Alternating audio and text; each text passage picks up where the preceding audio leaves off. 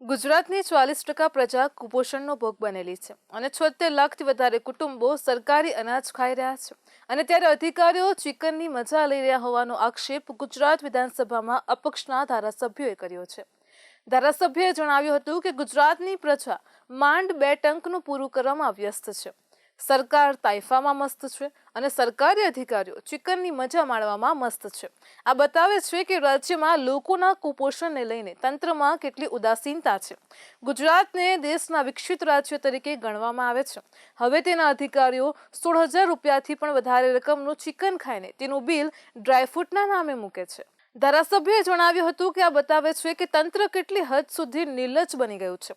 તેમણે જણાવ્યું હતું કે તંત્ર તેમણે મળેલી બહુમતીના નશામાં ગુલતાન બની ગયું છે। તેમણે કુપોષિતોનો અવાજ સંભળાઈ રહ્યો નથી, તેમની પીડા દેખાતી નથી। લોકો 2 ટંક માટે ફાફા મારી રહ્યા છે, પણ અધિકારીઓને ચિકન ખાઈને મજા આવે છે। હવે આ જ તંત્ર અને તેને આ જ અધિકારીઓ પાછા દંડો પછાડીને બીજાના નોનવેજના કારોબાર બંધ કરાવવા નીકળશે। આના પરથી સ્પષ્ટ સમજાય છે કે રાજ્યમાં ચાલતા ગેરકાયદેસરના કતલખાના સામે કેમ કોઈ કાર્યવાહી થતી નથી। અધિકારીઓને ચિકનની મજા લેવી હોય તો પછી કતલખાના ક્યાંથી બંધ થાય? અધિકારીઓની ચિકનની આ મજાનો ભોગ પાછા નિર્દોષ ગૌરક્ષકો બને છે।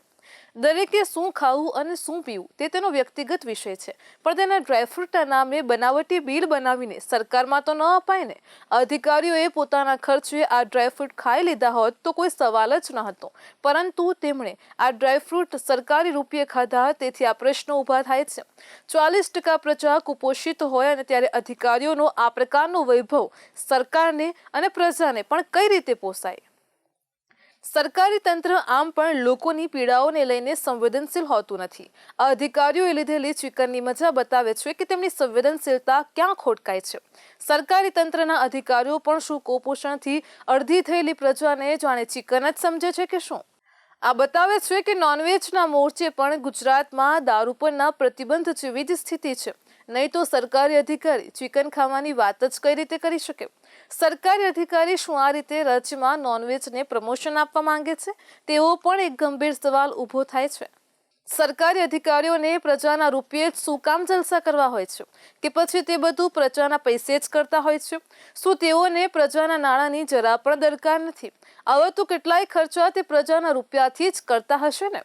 આ તો એક વિધાનસભ્યએ આ રીતે વિધાનસભામાં સવાલ પૂછ્યો એટલે આ વાત બહાર આવી। હવે તેને પણ ચૂપ કરી દેવામાં આવશે કે સમજાવી દેવાશે, પણ તેનાથી કુપોષિત ગુજરાતનો જવાબ નહીં મળે।